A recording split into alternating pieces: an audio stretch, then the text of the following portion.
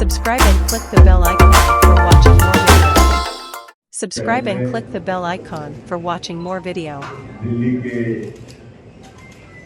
लोकप्रिय मुख्यमंत्री माननीय श्री अरविंद केजरीवाल जी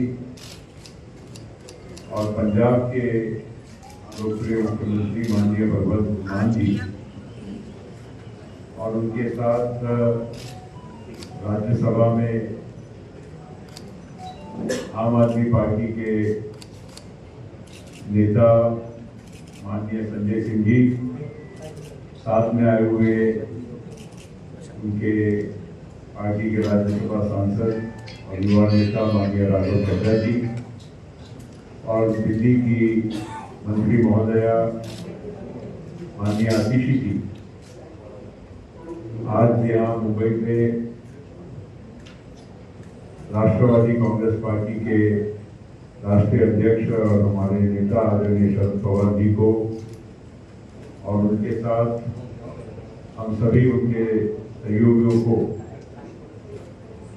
आज केजरीवाल जी के और मान साहब के नेतृत्व में यहाँ मुलाकात हुई और देश की विभिन्न राजनीतिक गतिविधियों के बारे में चर्चा शीर्ष नेतृत्व ने की और खास करके वर्तमान राजनीतिक परिस्थिति के साथ साथ जो पिछले कुछ दिनों में सुप्रीम कोर्ट के माध्यम से उच्च न्यायालय सर्वोच्च न्यायालय के माध्यम से जो 5 बेंच की खंडपीठ जो 5 मेंबर कॉन्स्टिट्यूशन बेंच जो पिछले 8 वर्षों से दिल्ली सरकार की याचिका पर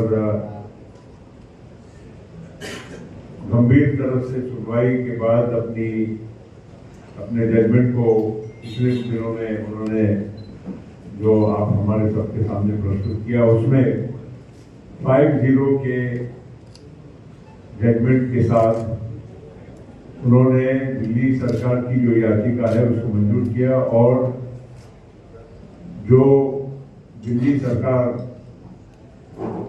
अपने अधिकार के लिए लड़ रही थी, खास करके जो एडमिनिस्ट्रेशन के जो पूरे मुद्दे होते हैं जिसमें दिल्ली सरकार को स्वायत्ता होनी चाहिए, अधिकार होना चाहिए, क्योंकि दिल्ली एक नेशनल कैपिटल रीजन है मगर वहाँ की विधानसभा है और वहाँ के सरकार मुख्यमंत्री महोदय के चुने हुए मुख्यमंत्री महोदय के अधीन काम करती है, तो उनको सारे अधिकार जो मिलने चाहिए एक राज्य सरकार के, खास करके एडमिनिस्ट्रेशन ट्रांसफर पोस्टिंग के बारे में वो सुप्रीम कोर्ट ने मंजूर किया। लेकिन उसके पश्चात केंद्र सरकार ने ऑर्डिनेंस लाकर उस सुप्रीम कोर्ट के रूलिंग को एक नए कानून का स्वरूप देने का काम किया और वो ऑर्डिनेंस स्वाभाविक है कि ऑर्डिनेंस तब तक ही लागू रहता है जब तक वो कॉन्स्टिट्यूशनली पार्लियामेंट में संसद में उसको पारित नहीं किया जाता है। तो आने वाले लोकसभा और राज्यसभा का जब सत्र शुरू होगा तो ये ऑर्डिनेंस भी वहाँ पर बिल के द्वारा कानून के द्वारा वहाँ पर पार्लियामेंट में प्रेषित होगा और लोकसभा और राज्यसभा में दोनों सदनों को फिर उस पर मतदान करने का और बहस और मतदान करने का अधिकार रहेगा। तो इस बारे में भी माननीय मुख्यमंत्री अरविंद केजरीवाल जी ने और साथ साथ मान साहब ने भी पवार साहब से खास करके आगे आने वाले इस विधेयक के बारे में चर्चा की और उन्होंने कहा कि सभी विपक्षी दलों ने इसमें एकजुटता और एकता दिखाकर इस बिल का मुकाबला करना चाहिए।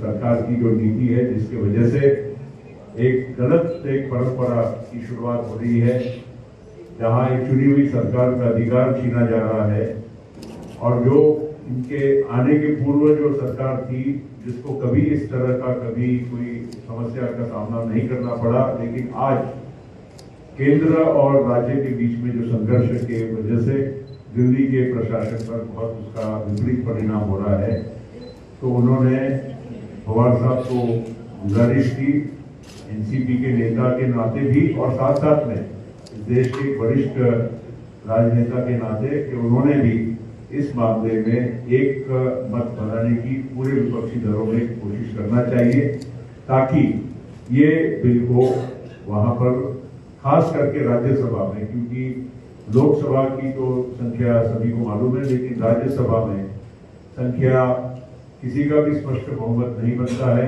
और सभी विपक्षी दलों ने, सरकार के बाहर वाले विपक्षी दलों ने एक होकर अगर मतदान किया तो उसका जरूर फायदा हो सकता है। तो ये बात आज मुख्यमंत्री महोदय ने पवार साहब के सामने रखी, तो मैं ज्यादा वक्त न लेते हुए बाकी की बात वही करेंगे। मैं पुनश्च राष्ट्रवादी कांग्रेस पार्टी की ओर से, पवार साहब की ओर से मैं अरविंद केजरीवाल जी का, भगवंत मान साहब का और बाकी सभी अतिथियों का हार्दिक स्वागत करता हूँ।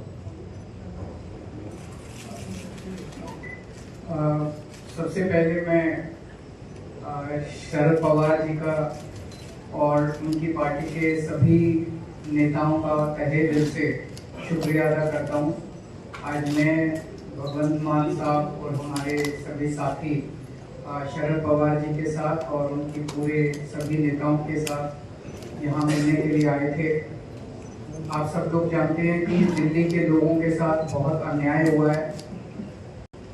2015 में जब हमारी सरकार बनी थी तो 23 मई 2015 को एक सिंपल सा नोटिफिकेशन जारी करके केंद्र सरकार ने दिल्ली सरकार की सर्विसेज की अधिकारियों के ऊपर कंट्रोल करने की सारी पावर छीन ली।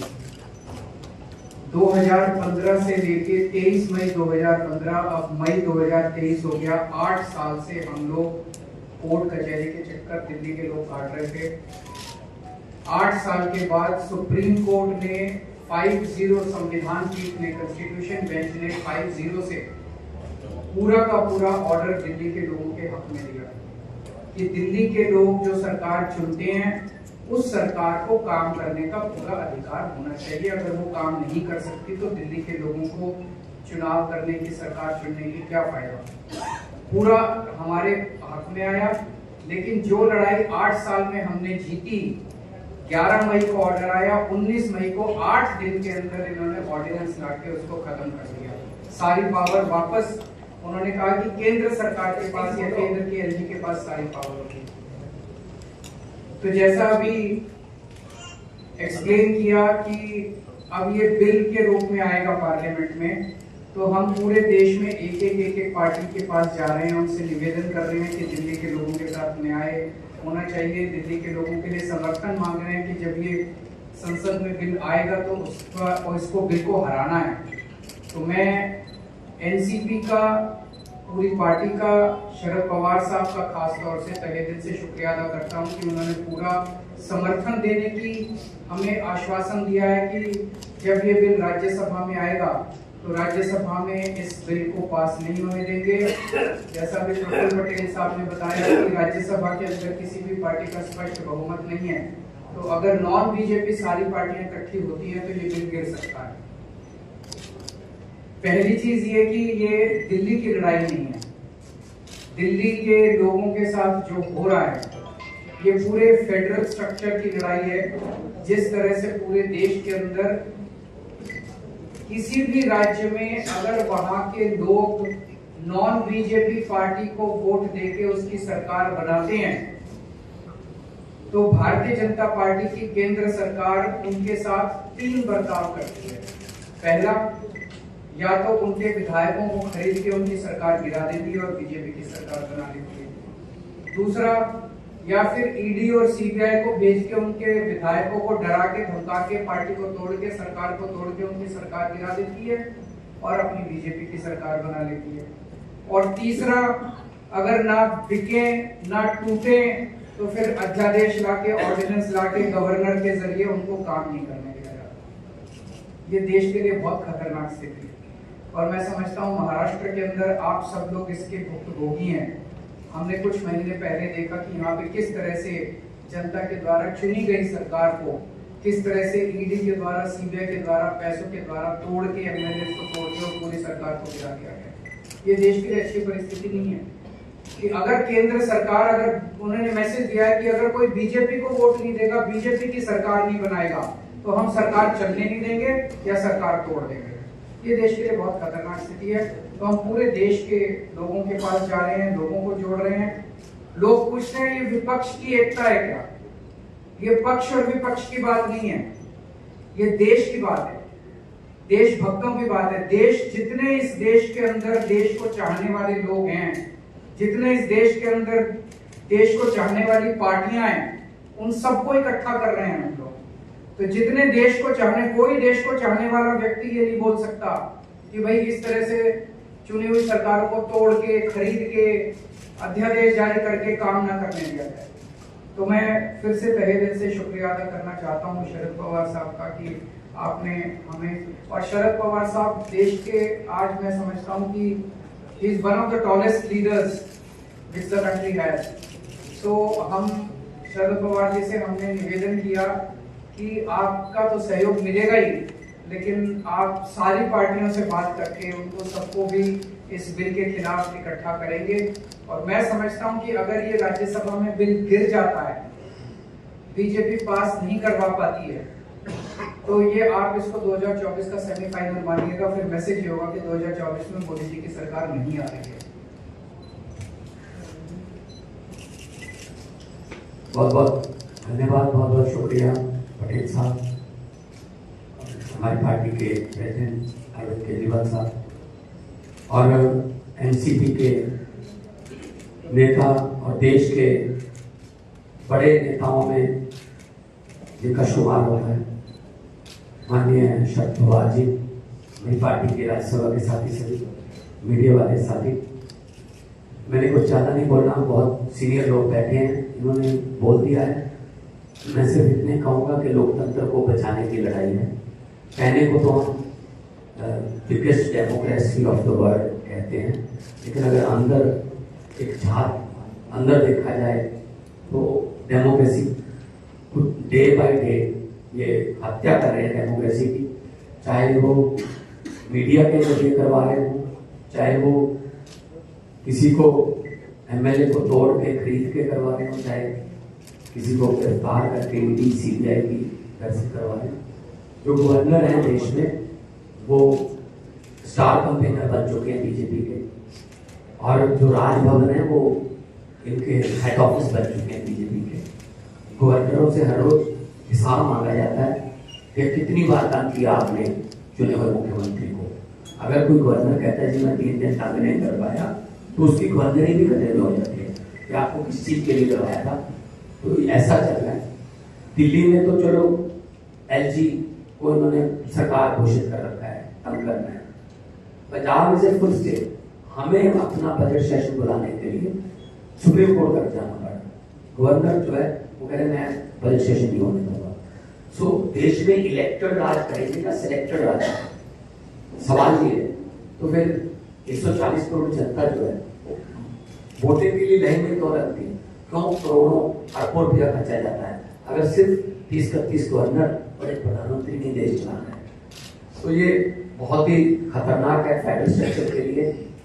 हर रोज किसी न किसी तरीके से राज्यों के अधिकार छीने जा रहे हैं, चाहे वो शिक्षा के माध्यम से हो, चाहे वो हमारे पानी, जो पंजाब है पानी सतलुज, हमारे पास ब्यास, पानियों के झगड़े हैं, चाहे वो पुलिसिंग, चाहे वो लॉ एंड ऑर्डर, हर बात में हस्तक्षेप करते हैं। इसलिए ये बहुत अच्छा एक, मैं तो कहूँगा कि भगवान ने मौका दिया है कि देश प्रेमियों को इकट्ठा होने का।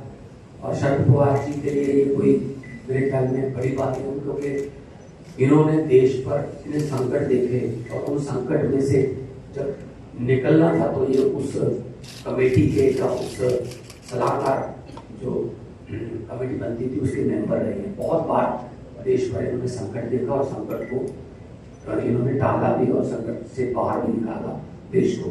तो ये भी एक डेमोक्रेटिक संकट आ गया है देश पर।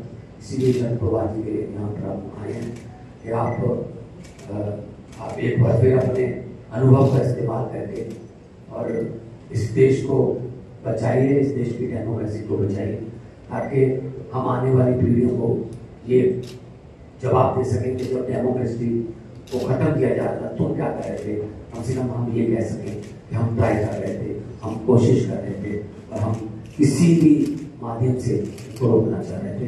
बहुत बहुत धन्यवाद।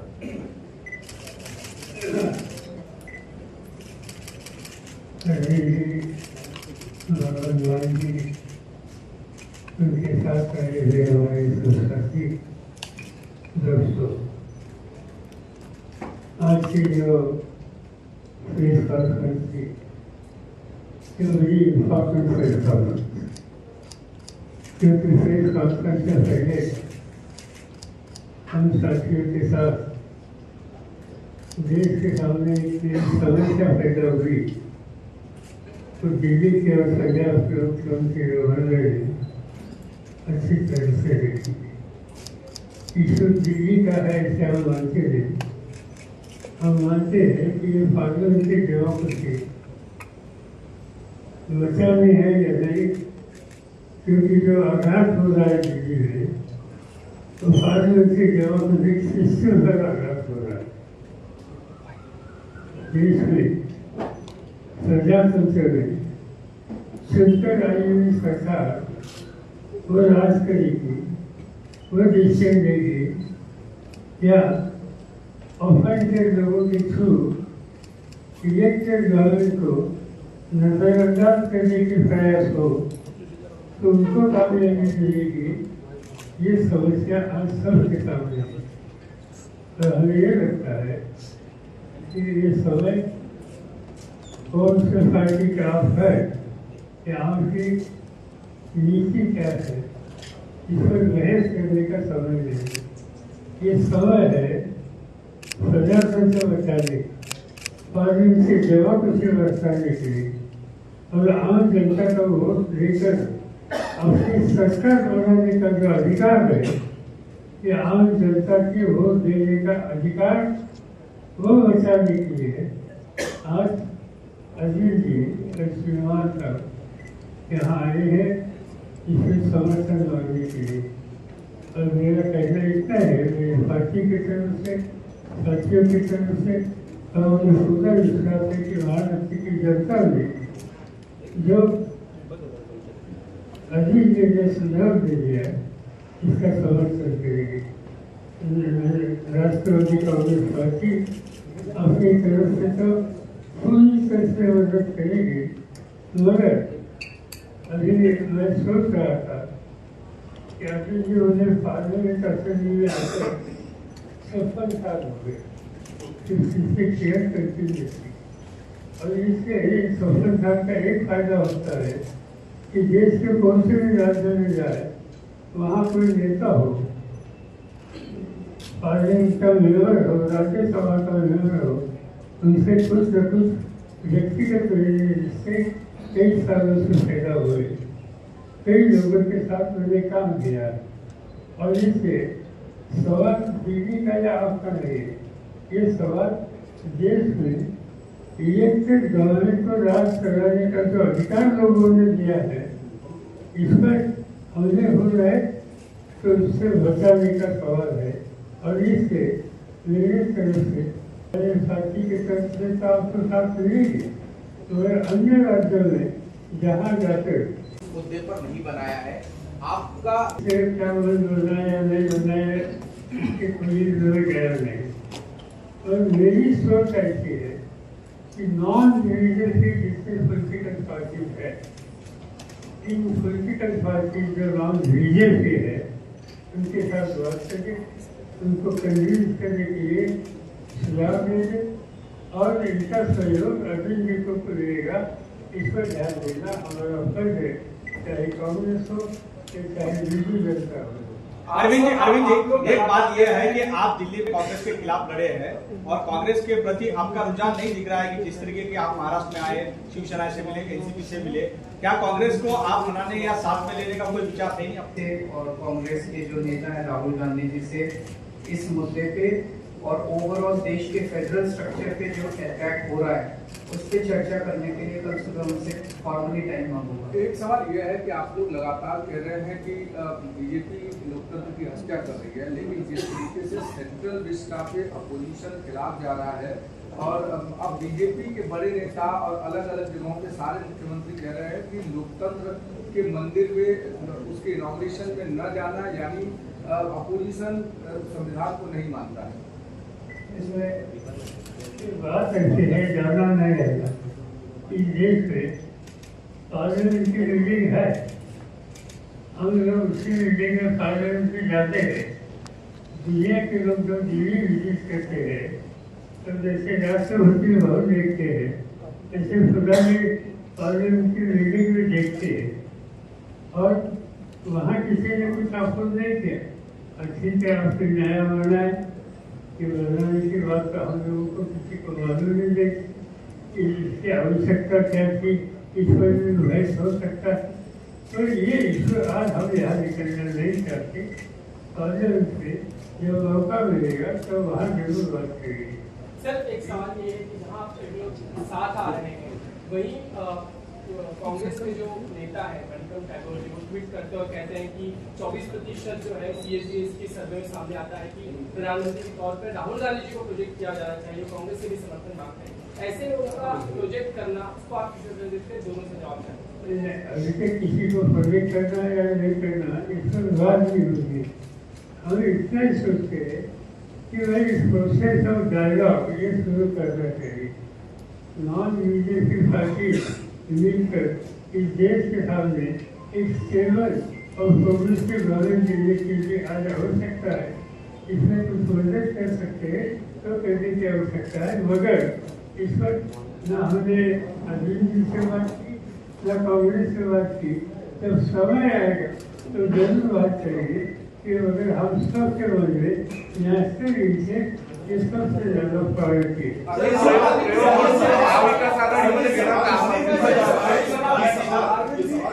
क्योंकि महाराष्ट्र की बात करें तो शिवसेना की तरफ से आता है, उद्धव ठाकरे की शिवसेना की तरफ से आता है कि हम 18 सीटों को लेकर पहले से ही अपना दावा कर रहे हैं, लोकसभा की सीटों को लेकर एनसीपी का अपना रुख है। तो जो बातचीत का प्रोसेस इसके बारे में आप बात कर रहे हैं, तो वहाँ पे कहीं पर म्यूचुअल ग्राउंड बनता हुआ यहाँ पर तो नजर नहीं आ रहा, इससे यह सवाल बात सीधी है। ये बात जरूर कि यहाँ 3 पार्टी मिलकर काम करना चाहते हैं। 3 पार्टी ने दो साथियों को डिस्कस करो तो डिस्कशन की प्रोसेस शुरू करो। अभी तक वो प्रोसेस शुरू नहीं हुई, तो ये हो जाएगी। और चिंता मत करो, यहाँ से ठीक रास्ता निकलेगा।